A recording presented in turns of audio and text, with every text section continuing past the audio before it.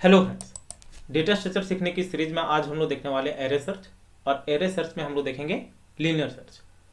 वैसे तो array search बहुत तरह के होते हैं, जैसे लीनियर सर्च हो गया, बाइनरी सर्च हो गया, फिर आपका इंटरपोलेशन सर्च हो गया, एक्सपोनेंशियल सर्च हो गया। लेकिन यहाँ पे बेसिकली हम लोग डील करेंगे लीनियर एंड बाइनरी सर्च। तो यहाँ पे सबसे पहले समझते हैं कि सर्च होता क्या है। देखिए, सपोज आपके पास एक एरे है, उस एरे पे किसी भी एक पर्टिकुलर की को या फिर किसी भी एक एलिमेंट को फाइंड आउट करना है, वही हो गया आपका एरे सर्च। फॉर एग्जाम्पल यहाँ पे यदि आप देखोगे तो यहाँ पे हमारा है एक एरे जिसका साइज है 10। यहाँ पे सपोज हमें फाइंड आउट करने हैं 10, टोटल वैल्यूज है यहाँ पे 10 to 100 और हमें फाइंड आउट करने हैं 10। तो यहाँ पे जीरो इंडेक्स में हमें 10 मिल जाएगा। दूसरा केस क्या हो सकता है कि 10 हमें लास्ट में भी मिले, मतलब लास्ट वाले इंडेक्स में, या फिर बीच में किसी इंडेक्स में हमें ये मिल सकता है। तो यही हो गया आपका सर्च। लेकिन चूंकि लीनियर सर्च है तो लीनियर सर्च में हम लोग क्या करते हैं, ट्रेवर्सल करते हैं। मैंने आपको बताया था ट्रेवर्सल, जहां पे हम लोग 0 to n-1 तक विजिट करते हैं। और विजिट कैसे करते हैं, बाय यूजिंग लूप। तो यहाँ पे लीनियर सर्च में जब भी हमें कोई एलिमेंट फाइंड आउट करने हैं तो यहाँ पे हम लोग ट्रेवर्स कर सकते हैं। अब यहाँ पे आते हैं कुछ पॉइंट्स में जो कि बहुत इंपॉर्टेंट है। यहाँ पे बेस्ट केस क्या हो सकता है, मैंने आपको बताया था स्टार्टिंग के वीडियोज में कि हमारे पास 3 ऑप्शन होते हैं। एक होता है बेस्ट केस, एक वर्स्ट केस और एक होता है एवरेज केस। बेस्ट केस में हमारी पॉसिबिलिटी क्या होती है कि यहाँ पे एलिमेंट हमको जल्दी मिल जाते हैं। तो यहाँ पे टाइम कॉम्प्लेक्सिटी हमारा बहुत कम रहता है, मतलब हमें बहुत कम टाइम लगते हैं ऑपरेशन को परफॉर्म करने में। तो यहाँ पे बेस्ट केस में यदि आप देखोगे तो जीरो इंडेक्स में हमारा टाइम मिल जा रहा है। वर्स्ट केस क्या हो सकता है, जो अभी यहाँ पे बताया कि वो लास्ट वाले इंडेक्स में वैल्यू मिल सकता है हमें, और एवरेज केस में बीच में कहीं ना कहीं वो मिल रहा होगा। तो इसी चीज को यदि हम लोग ग्राफ में डील करें तो यहां पे आप देखोगे जैसे जैसे हम लोग इनपुट इंक्रीज कर रहे हैं, इनपुट इंक्रीज आप बोल सकते हो लेंथ ऑफ एरे, कि यहां पे जैसे जैसे हम लोग इंक्रीज करेंगे वैसे वैसे हर एक केस में हमारा यहाँ पे टाइम कॉम्प्लेक्सिटी कांस्टेंट रहेगी। मतलब जितने भी हम नंबर ऑफ ऑपरेशन परफॉर्म करेंगे यहाँ पे हमारी टाइम कॉम्प्लेक्सिटी होगी कांस्टेंट। यहाँ पे और क्लैरिफिकेशन के लिए आप बोल सकते हो कि सपोज यहाँ पे हमें 10 फाइंड आउट करने हैं और यहाँ पे हम लोग एरे का साइज हम लोग यहाँ पे इंक्रीज कर रहे हैं। तो हर एक पॉसिबिलिटी में हमने देखा कि हमारी जो वैल्यू है वो जीरो इंडेक्स में ही मिल रही है। मतलब टाइम कॉम्प्लेक्सिटी यहाँ पे आप देखोगे तो हम लोग कांस्टेंट मान के चल रहे हैं। लेकिन वर्स्ट केस क्या हो सकता है कि हमारी जो वैल्यू है वो लास्ट इंडेक्स में हमें मिले। तो उस केस में आप बोल सकते हो कि जैसे जैसे हमने एरे का लेंथ इंक्रीज किया हमारे जो ऑपरेशन परफॉर्म हुए उस केस में हमारी टाइम कॉम्प्लेक्सिटी वर्स्ट रही। तो वर्स्ट केस में यहां पे हमें लीनियर ग्राफ मिलता है। लीनियर ग्राफ के केस में आप ये मान के चल सकते हो कि यहाँ पे टोटल हमारे 10 एलिमेंट है सपोज। तो जो फर्स्ट एलिमेंट है जीरो इंडेक्स वाला, यहाँ पे सपोज हमें लगा 1 nano second, same 1 nano second हमें लगेगा 1 वाले इंडेक्स के केस में जो हमें एलिमेंट फाइंड आउट करने हैं। जो 2 वाले इंडेक्स है यहाँ पे भी सपोज हमें लगा 1 नैनो सेकेंड। तो यहाँ पे हर एक के केस में हमें इक्विवेलेंट टाइम लग रहा है और कॉम्प्लेक्सिटी जो हुई टाइम कॉम्प्लेक्सिटी वो हमें मिल गया लीनियर। फर्स्ट केस में क्या था कि यहाँ पे इनपुट आप कुछ भी कर लो हमारी एक ही वैल्यू आ रही थी बेस्ट केस में जो कि था जीरो इंडेक्स। तो वही यहाँ पे हमारा बन गया लीनियर ग्राफ। ये आप बोल सकते हो best case and worst case. तो बेस्ट केस में जो हमें ग्राफ मिलता है वो कांस्टेंट रहता है और इसको हम लोग प्रेजेंट करते हैं big O notation 1। Big O notation मैंने आपको बताया था। सिंपली यहाँ पे हम लिखते हैं ओ नोटेशन, क्योंकि हम लोग जो टाइम कॉम्प्लेक्सिटी के बारे में जिक्र करते हैं बिग ओ नोटेशन को ही ज्यादा फोकस रखते हैं। तो बिग ओ नोटेशन यहाँ पे हम लोग 1 लेते हैं और यहाँ पे टाइम कॉम्प्लेक्सिटी को हम लोग लेते हैं n, कि n के बेस पे हमारा ये लीनियर वे में वेरी कर रहा है। तो ये हमारा हो जाता है लीनियर सर्च। लेकिन लीनियर सर्च के कुछ पॉइंट्स है जो आपको जानने हैं कि लीनियर सर्च जो होता है आप बोल सकते हो सर्च में सबसे सिंपल सर्च। नेक्स्ट वीडियो हम लोग बाइनरी सर्च देखेंगे, वहां पे और क्लियर होगी। तो यहाँ पे ये एक सिंपल सर्च है, और यहाँ पे हम लोग 1 बाय 1 सर्चिंग करते हैं, मतलब एलिमेंट को 0 to n-1 तक सर्च करते हैं। जहाँ पे हमें वैल्यू मिल गई वही हमारा आउटपुट आ जाएगा। उसके बाद यहाँ पे हम लोग ट्रैवर्सल करते हैं, जैसा कि मैंने आपको बताया, और यहाँ पे जो सर्चिंग होता है सीक्वेंशियल फॉर्म में होता है, इसको आप सीक्वेंशियल सर्च भी बोलते हो। फाइन। दूसरा और पॉइंट है कि लीनियर सर्च के लिए यहाँ पे जो डेटा होनी चाहिए आपके पास वो अनसॉर्टेड होने चाहिए, मतलब वो सॉर्टेड नहीं होना चाहिए, वो इंक्रीजिंग या डिक्रीजिंग ऑर्डर में नहीं होनी चाहिए, साथ ही वो अनऑर्डर्ड में होनी चाहिए लीनियर सर्च के लिए, और जो एरे का साइज है वो भी आपका स्मॉल होना चाहिए। तो ये कंडीशन होनी चाहिए आपके लीनियर सर्च में। तो यहां पे हम लोग क्या कर सकते हैं इस प्रॉब्लम को सॉल्व करने के लिए? सबसे पहले यहां पे हम लोग रन टाइम पे यूजर से वैल्यू इनपुट करवाएंगे, तो एरे का साइज भी ले लेंगे हम लोग रन टाइम पे। उसके बाद यहाँ पे जो एरे होगा वो ARR ले लेंगे हम लोग वेरिएबल ने, और एलिमेंट जो हमें सर्च करने हैं उसको हम लोग आइटम ले लेंगे।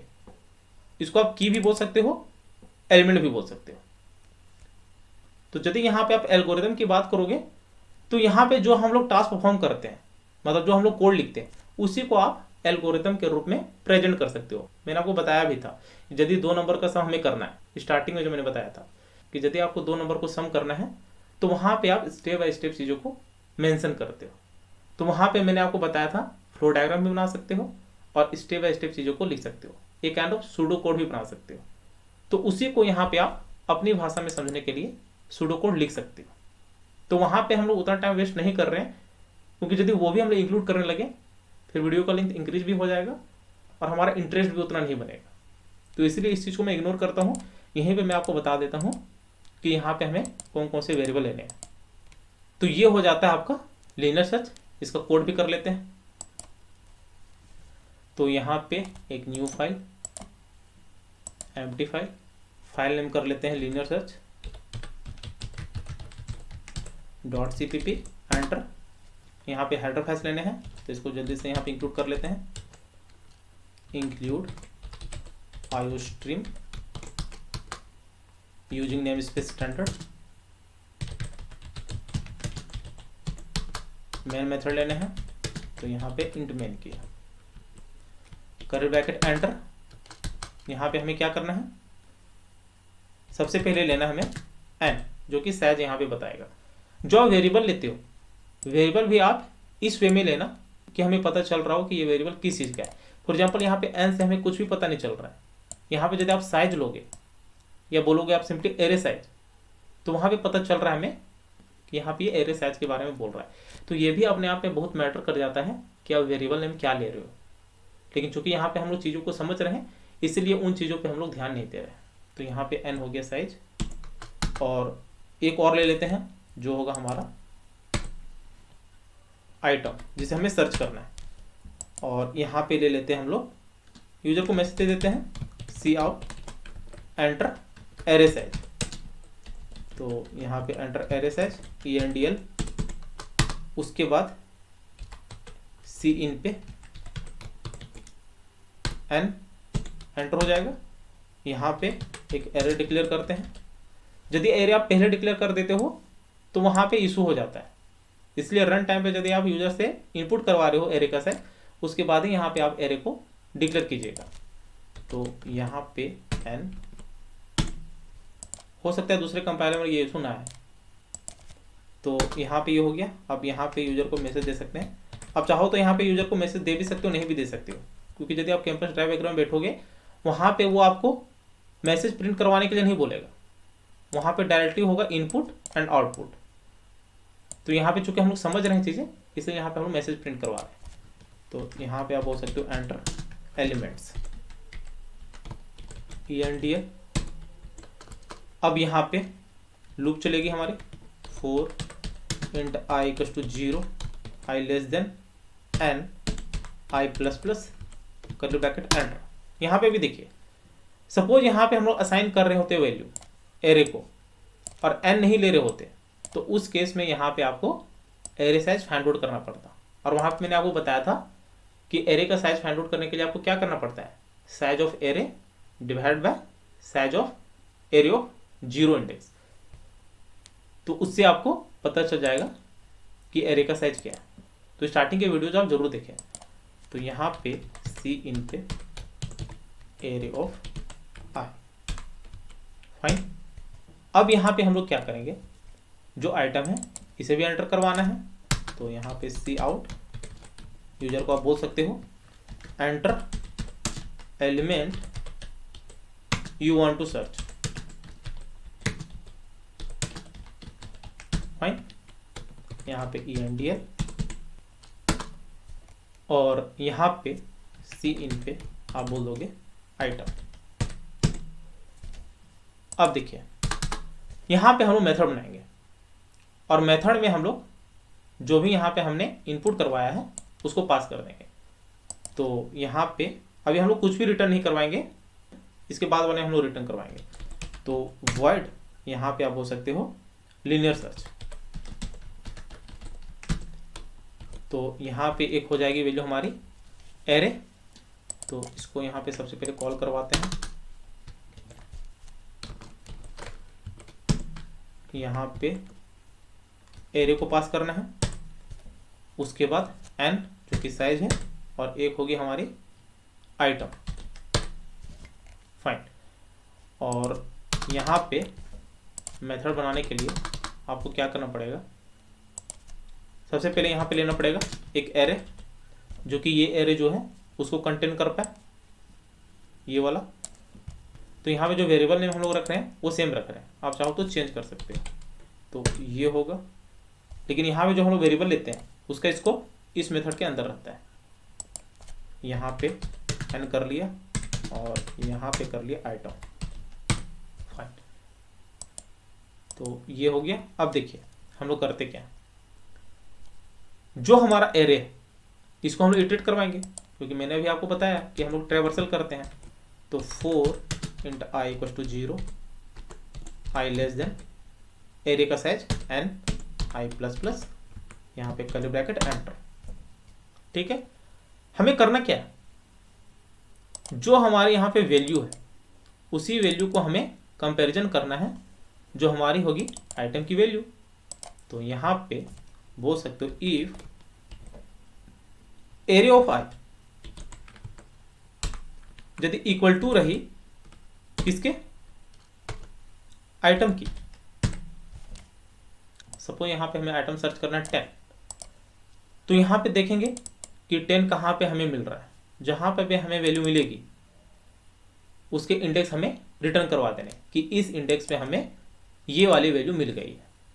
तो यहाँ पे वही कर रहे हैं कि यदि एरे ऑफ आई आइटम के इक्वल हो गई तो यहाँ पे डायरेक्टली रिटर्न हो जाएगी वैल्यू आई।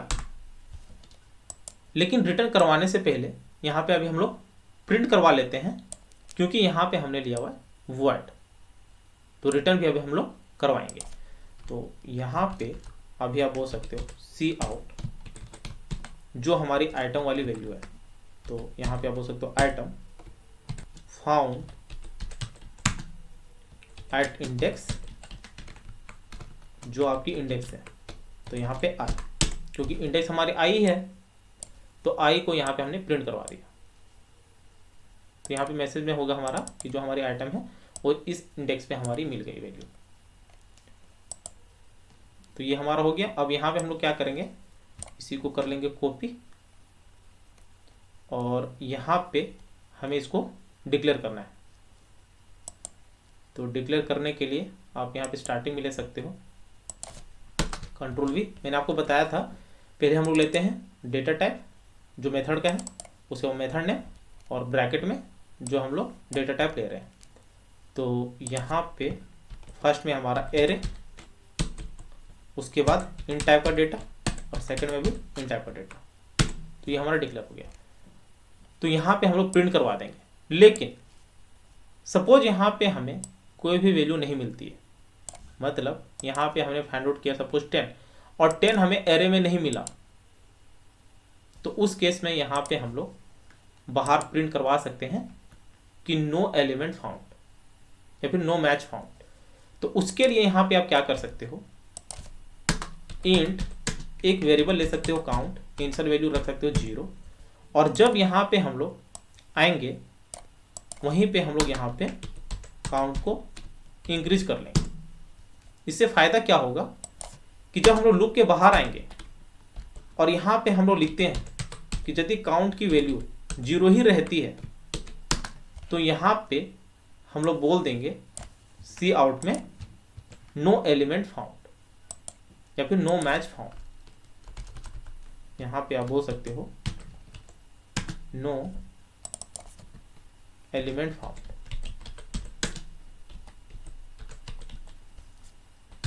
परफेक्ट। अब देखिए इसको यहाँ पे हम लोग क्या करते हैं, रन करवाते हैं। तो यदि आप देखोगे तो यहाँ पे हमने ज़्यादा कुछ नहीं किया है, जो भी हमें रिक्वायरमेंट थी वो हमने यूजर से इनपुट करवा लिया और यहाँ पे हमने इटरेट करवा दिया वैल्यू और आइटम को यहाँ पे कंपैरिजन कर दिया।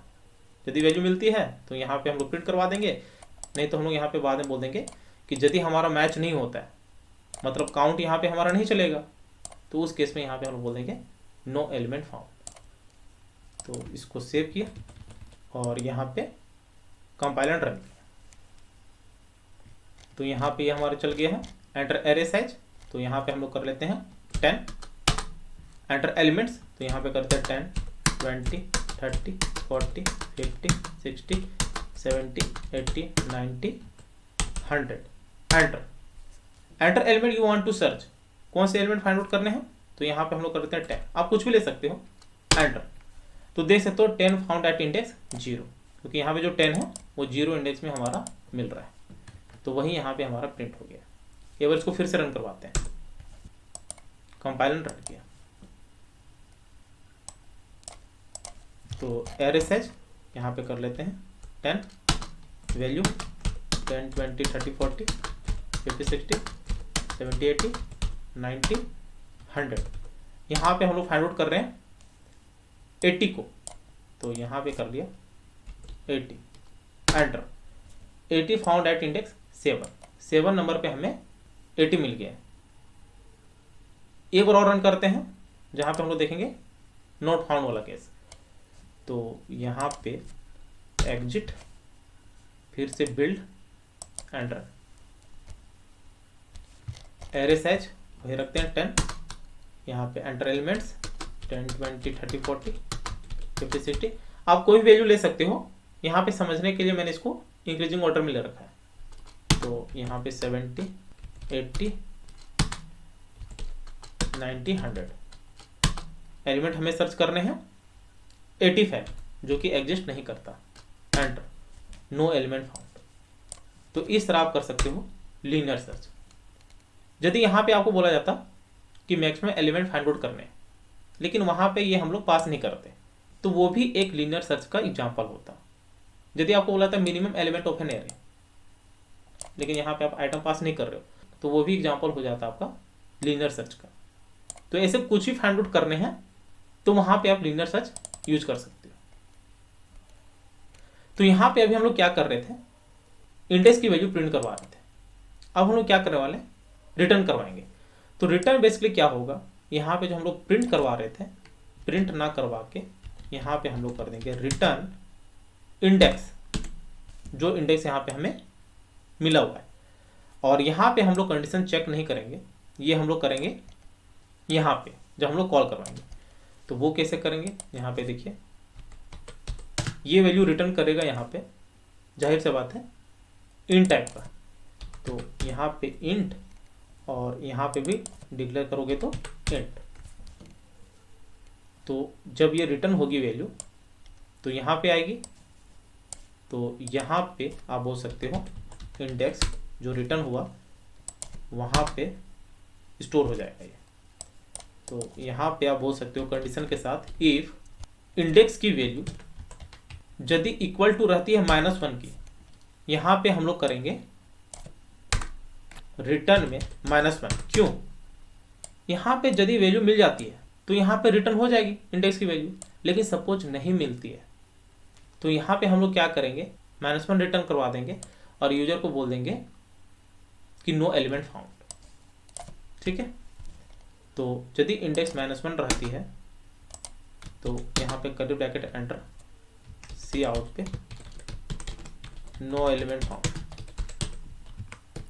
फाइन, नहीं तो एल्स में जाहिर सी बात है कुछ ना कुछ वैल्यू रिटर्न होगी, तो आप बोल सकते हो सेम वही जो वहां पे हम लोग प्रिंट करवा रहे थे कि आइटम फाउंड एट इंडेक्स, और जो यहाँ पे इंडेक्स रिटर्न हुआ है हमारा।